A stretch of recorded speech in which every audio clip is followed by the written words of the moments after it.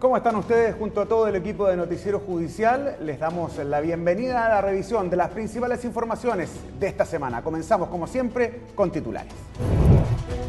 El 15º encuentro de magistradas de altos órganos de justicia de Iberoamérica se realizó en nuestro país entre el 24 y el 26 de noviembre. Con el lema Poder Judicial, Justicia con Alegría, se realizó una nueva versión de la corrida y cicletada organizada por la institución. Y también los queremos invitar a descubrir un libro del año 1873 del abogado experto en Derecho Constitucional Jorge Uneus, en nuestra sección Más allá de los libros.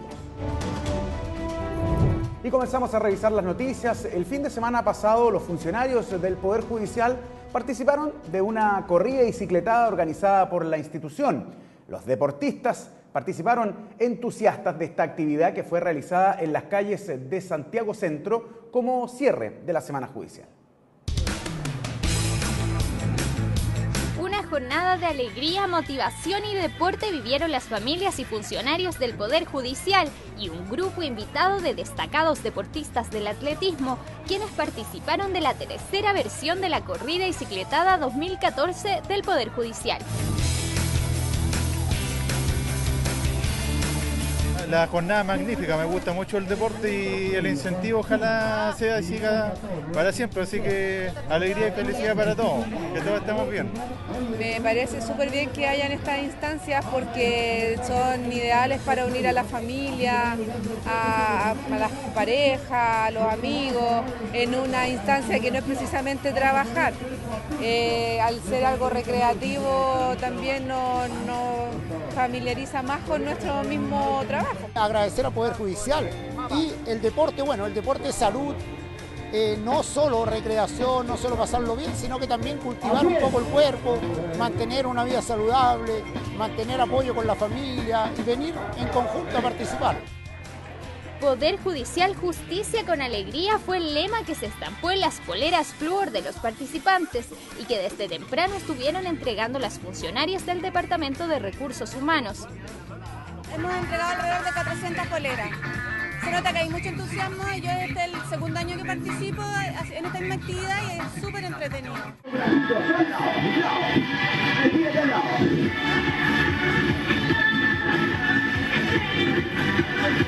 Al ritmo de la zumba, funcionarios, funcionarias y sus familias, hasta mascotas, comenzaron un precalentamiento preparándose para la carrera.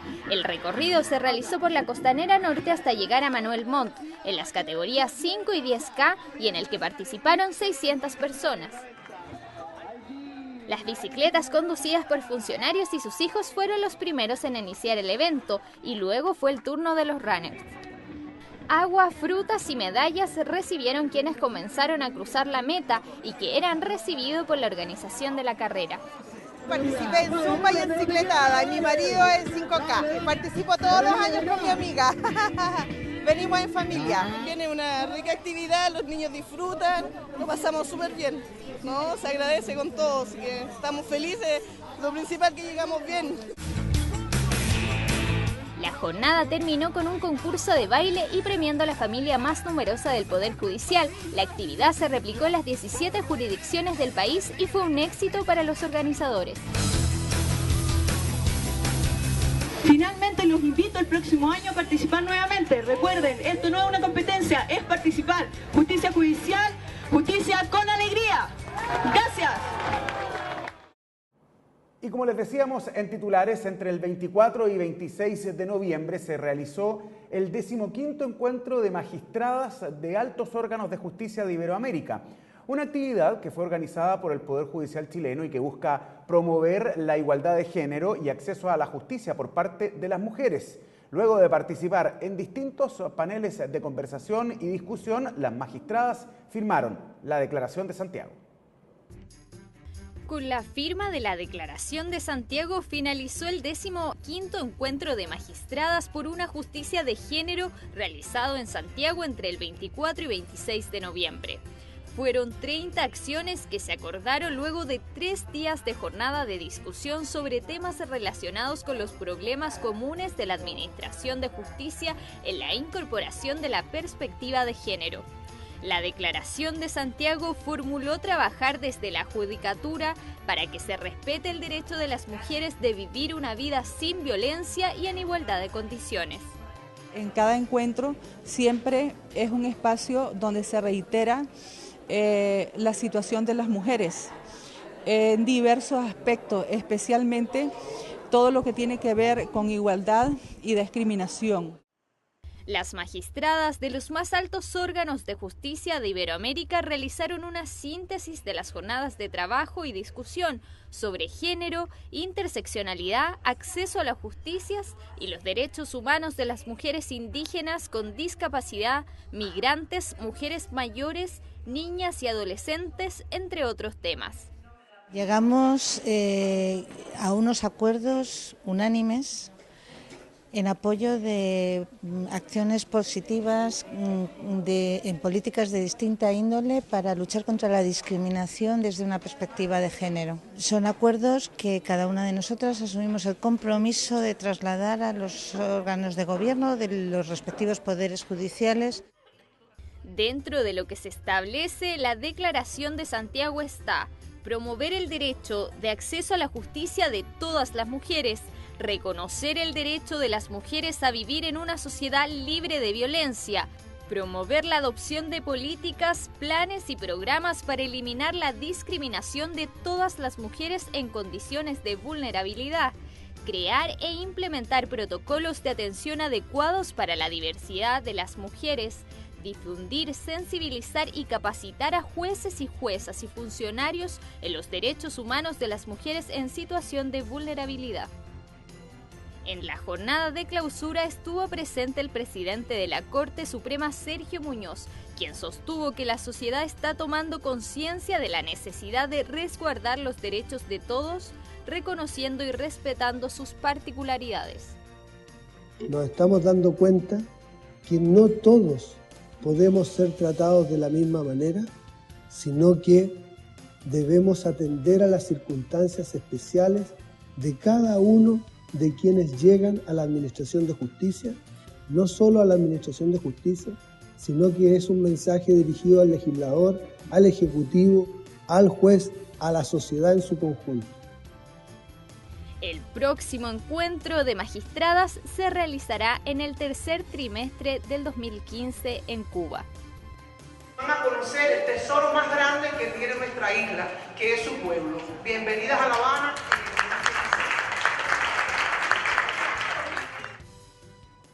Y como parte de esta cumbre internacional de magistradas, el canal del Poder Judicial quiso ahondar en algunas temáticas que ahí se expusieron. Esta es la entrevista de esta semana.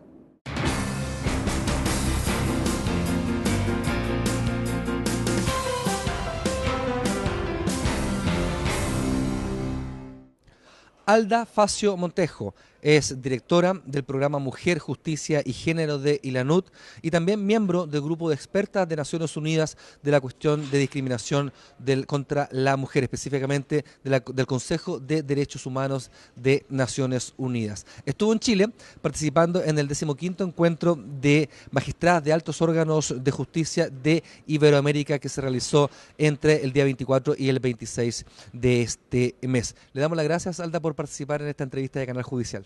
Muchas gracias, con mucho gusto de estar aquí. Usted ha dicho, dentro de sus paneles, pero también en otras exposiciones que ha planteado, que hay que repensar el derecho desde la perspectiva de género. ¿A qué se refiere con esta expresión? Que el derecho fue hecho, la mayoría de las leyes, los principios generales del derecho fueron hechos o creados cuando las mujeres ni participábamos como abogadas, ni como legisladoras o parlamentarias. Entonces ha sido un derecho hecho por los hombres para las mujeres.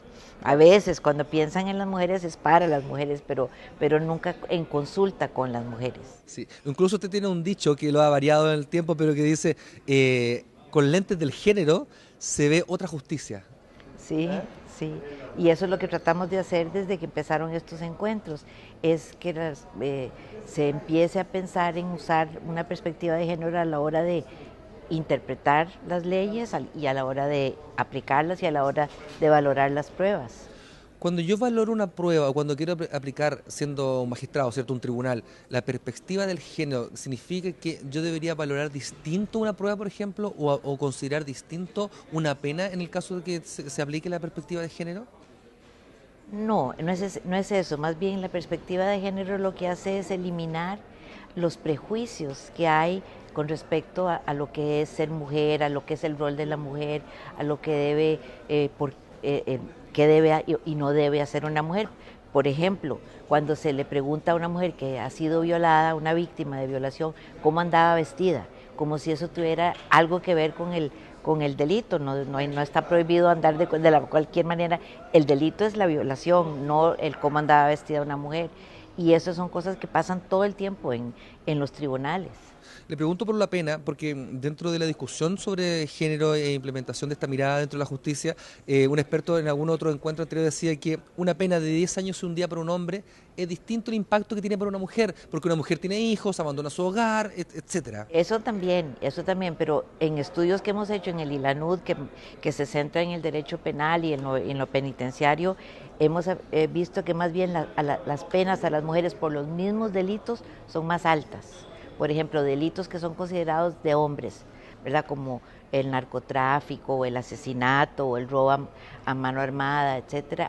Si una mujer participa de ese tipo de delitos, se le dan penas mucho más altas, a veces el doble de lo que recibe un hombre por el mismo delito. Impresionante el análisis Y sí, eso que usted decía es cierto, que además cuando las mujeres están en la cárcel, el impacto aunque fuera la misma cantidad de años, es mucho más fuerte para ellas porque no las vienen a visitar. En las cárceles de hombres, las mujeres, las esposas, las mamás, las hermanas, las hijas, los van a visitar y a las mujeres no las visitan. Claro, y además deja a su familia de lado, la crianza de los niños, acompañamiento de la infancia, etcétera. Y como además hay menos prisiones de mujeres, generalmente hay una prisión en cada país y está en el centro del país y entonces no queda cerca de donde vive para que pueda ser más fácil la visita de la familia. Exacto. Lo dijimos en la introducción, estuvo en Chile participando del 15º encuentro de magistradas de altos órganos de justicia de Iberoamérica. ¿Qué aporta este tipo de encuentros? ¿Qué gana la sociedad teniendo reunidas a magistradas de altos tribunales en la aplicación real de la perspectiva de género, por ejemplo? Bueno, porque las magistradas son todas mujeres poderosas que tienen poder dentro del Poder Judicial o dentro aquí también vienen mujeres de los tribunales electorales, también de los consejos de Estado como el que hay en Colombia, que se encarga de juzgar a los administradores de justicia. Y entonces pueden hacer políticas de género dentro de sus respectivas instituciones que van a ayudar muchísimo a la ciudadanía, porque cuando una mujer viene a buscar justicia, ya sea como víctima o como victimaria, pues va a recibir un trato diferente si quienes juzgan, tanto hombres como mujeres, lo hacen con perspectiva de género.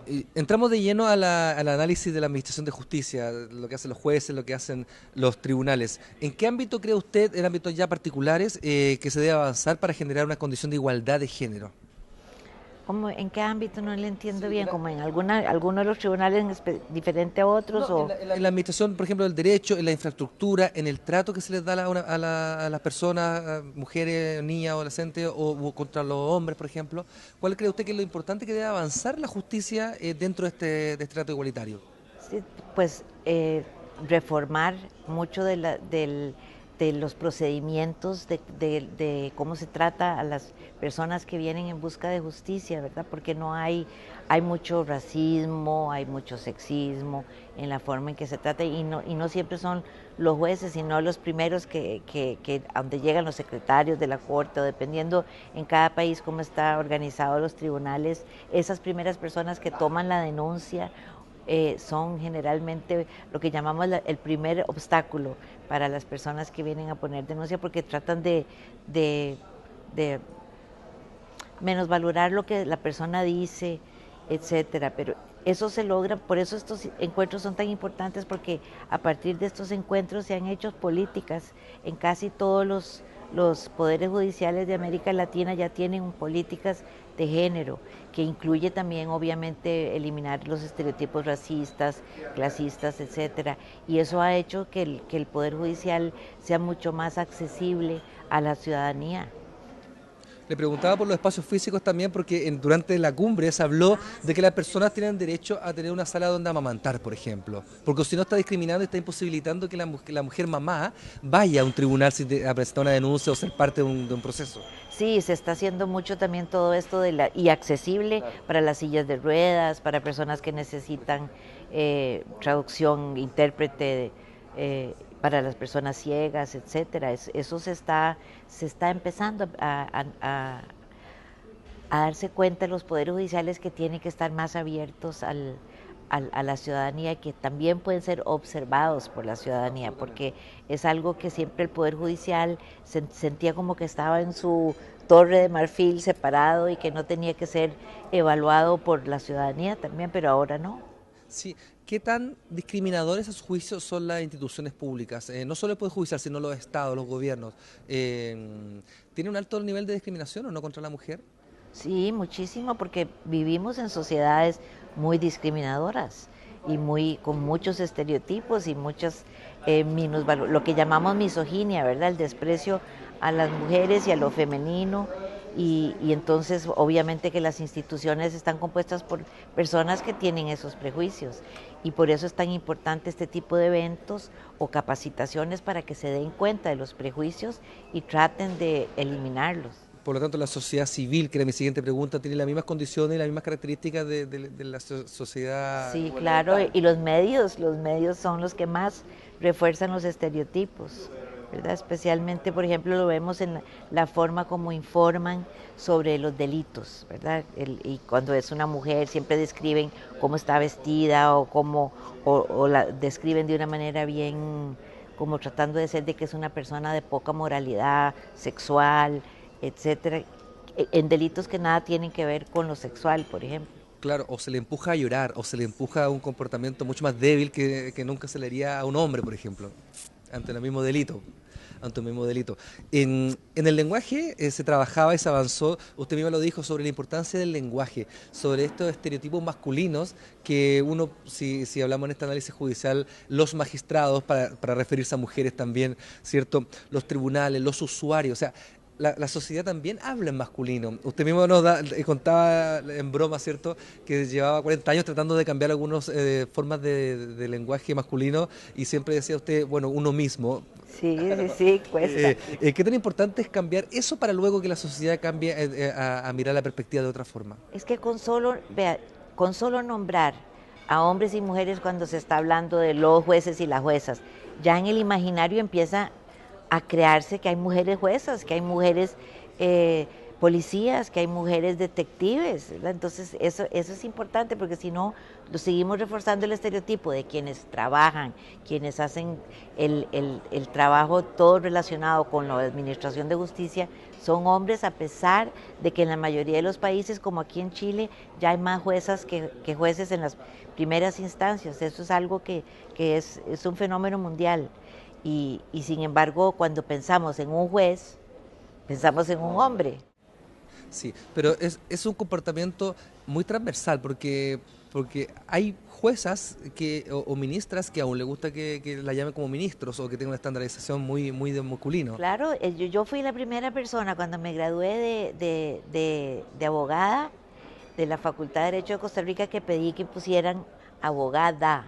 Y entonces mis compañeras me decían, pero te estás bajando el piso vos misma, ser abogada no es lo mismo que ser abogado. Y yo, ¿por qué? Yo no soy transexual, soy mujer y soy abogada. Entonces es muy importante, pero claro, porque la sociedad no valora a las mujeres profesionales, entonces las mujeres sienten que si se llaman abogado, médico, ingeniero, es como darse más valor que si uno dice que es ingeniera. Exacto. Bueno, la sociedad va cambiando y hay que hacer estos esfuerzos, por ejemplo, que los vocativos estén en masculino y en femenino como corresponde y todo el desarrollo también del lenguaje con el usuario, etcétera.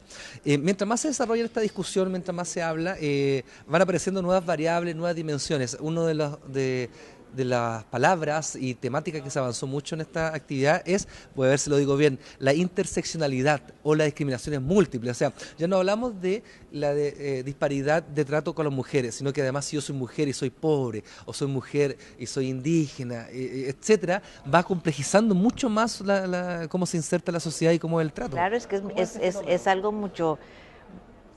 Yo soy de la teoría de que la perspectiva de género siempre ha sido interseccional, o sea, porque siempre se tiene que ver a la mujer concreta, no es una mujer esposa del hombre, el hombre universal, sino es una mujer que puede ser indígena, que puede ser negra, que puede ser una persona con discapacidad, que puede ser rica, que puede ser blanca, que puede ser bien mala también, y puede ser buena, y puede ser religiosa, y puede ser atea, ¿verdad?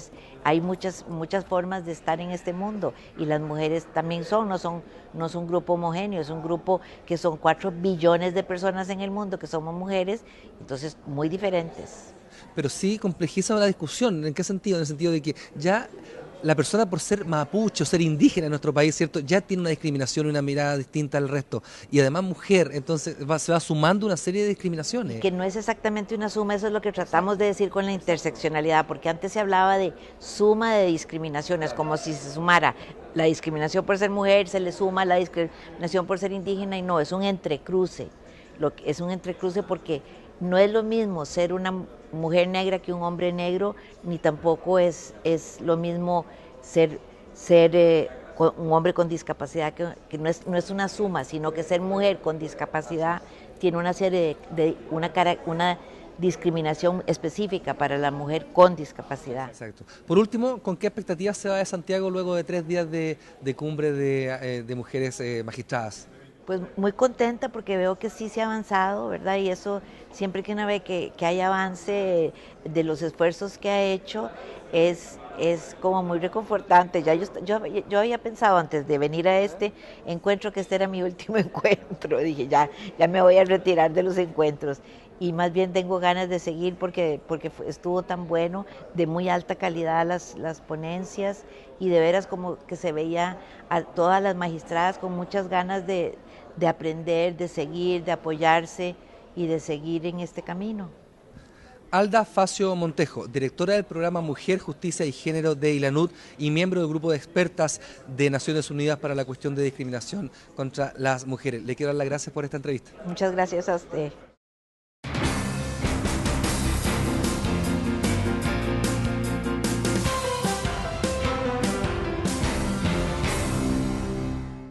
El delito es toda acción u omisión voluntaria penada por la ley. Pero no solo el que comete el delito es el responsable ante la ley. ¿Cuáles son los grados de participación de ellos? Mire.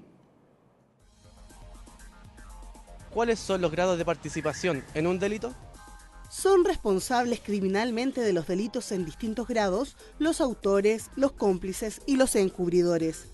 De acuerdo al artículo 15 del Código Penal, los autores son los que forman parte de la ejecución del hecho, de manera directa o procurando impedir que éste se evite, los que fuerzan o incitan a otro a ejecutarlo y los que, concertados, facilitan los medios para llevarlo a cabo o lo presencian sin tomar parte inmediata en él.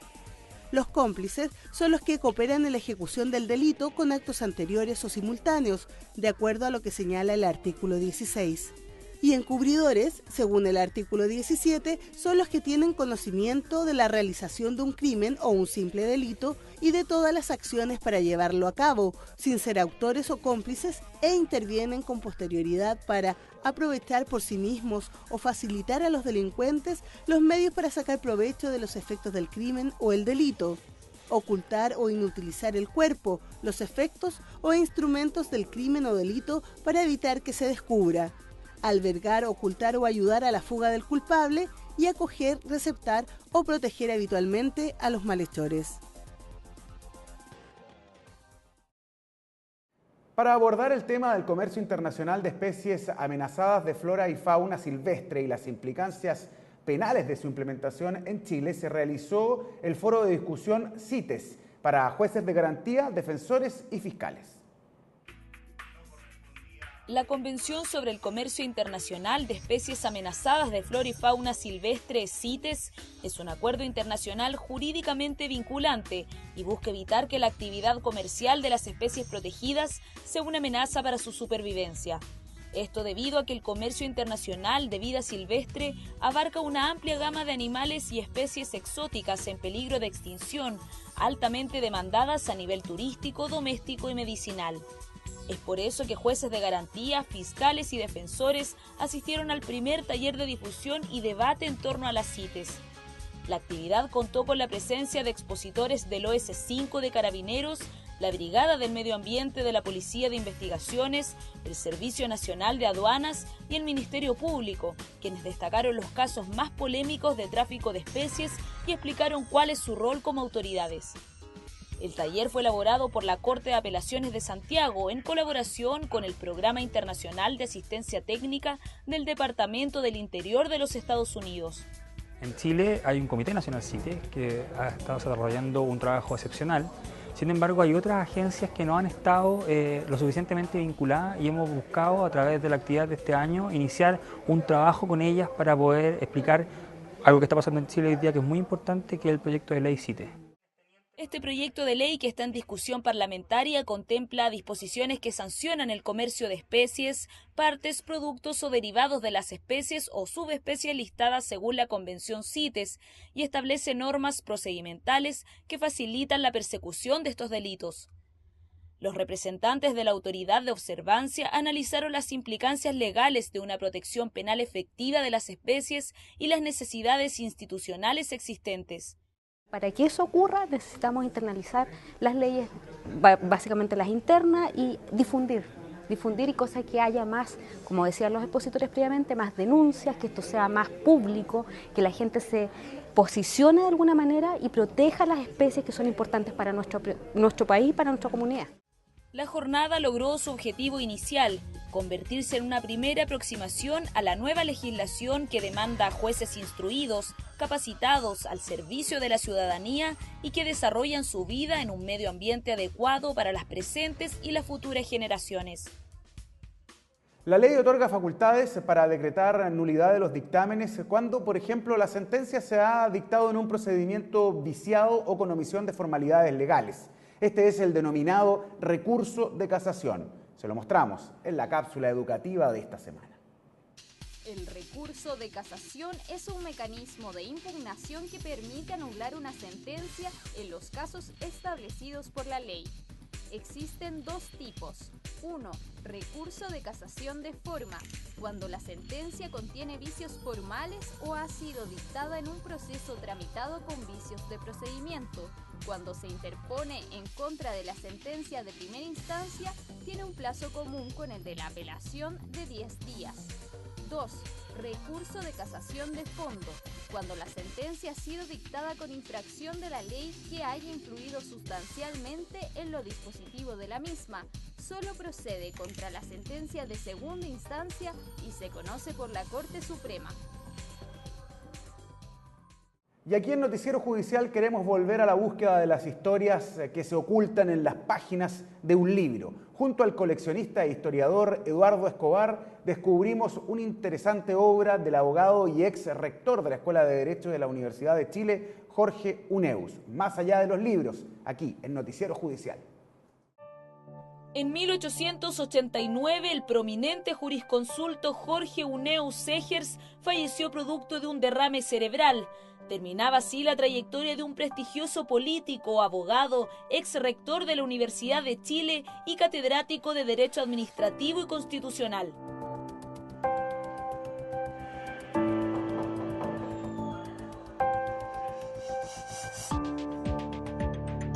En el corazón de la Alameda santiaguina se ubica la oficina del historiador y coleccionista Eduardo Escobar Alarcón, quien conserva una pequeña pero interesante colección.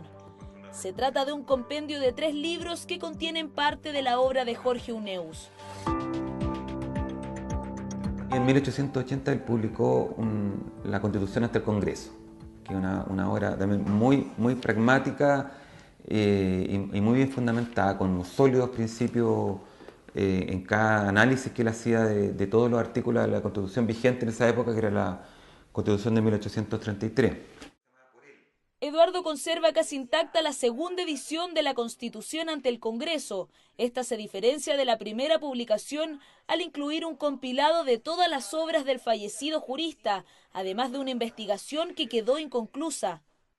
El gobierno mandó a hacer una obra completa, incluso con un trabajo que él estaba realizando que no lo alcanzó a terminar, que era un estudio comparado en las constituciones, que es el tercer volumen de esta obra, está acá, y es Estudio de Derecho Constitucional Comparado, así se llama la obra. Esta segunda colección fue publicada en 1890 y aunque Jorge Huneus no pudo dimensionar el vasto impacto de su obra, fue material de consulta para la redacción de la Carta Fundamental de 1925 y aún sigue vigente, al ser incluida en la lista de lecturas recomendadas para el estudio del derecho público. Y como siempre, los queremos invitar a revisar más informaciones y fallos provenientes del Poder Judicial en el siguiente bloque de contingencia. Ante el Pleno de Ministros de la Corte de Apelaciones de La Serena fue presentada la agenda electrónica que será implementada en los juzgados de garantía y mixtos de la región. La agenda permitirá, entre otras cosas, mejorar la calidad de información y definir la carga óptima de agendamiento en base a criterios objetivos, permitiendo un aumento en la productividad del tribunal. La Corte de Apelaciones de Santiago ratificó la sentencia que condenó a la aerolínea Air Madrid por infringir la ley del consumidor. Ello por la serie de suspensiones de vuelos ocurridos en diciembre de 2006. La sentencia señala que Air Madrid o quien represente sus derechos debe pagar una multa de 50 unidades tributarias mensuales al fisco, la devolución de los dineros que hubiesen gastado por servicios incumplidos y el pago de una indemnización de 500.000 pesos a cada consumidor afectado. La ministra en visita de la Corte de Apelaciones de San Miguel, Adriana Sotovía, dictó auto de acusación en la investigación por los secuestros y homicidios calificados de 15 vecinos de la localidad de Isla de Maipo, detenidos en octubre de 1973 y cuyos cuerpos fueron inhumados ilegalmente y encontrados en 1979 en Lonquén. Se responsabiliza a 7 efectivos de carabineros en retiro de los delitos de secuestro calificado y homicidio calificado. Con la participación del ministro de la Corte Suprema, Carlos Aranguis, como docente, se inició el curso de formación de administradores de Corte de Apelaciones de la Academia Judicial en la ciudad de Concepción. El curso va en la línea de modernización impulsada por el máximo tribunal del país y cuenta con la participación de una decena de administradores y jefes de unidad de diferentes unidades judiciales del país. Y así ponemos fin a una nueva edición de Noticiero Judicial. Gracias por seguirnos en estos casi 30 minutos de noticias e invitarlos a que nos sigan toda la semana porque vamos a estar entregando distintas informaciones todos los días en nuestras plataformas web, aquí en el Poder Judicial. Que estén muy bien.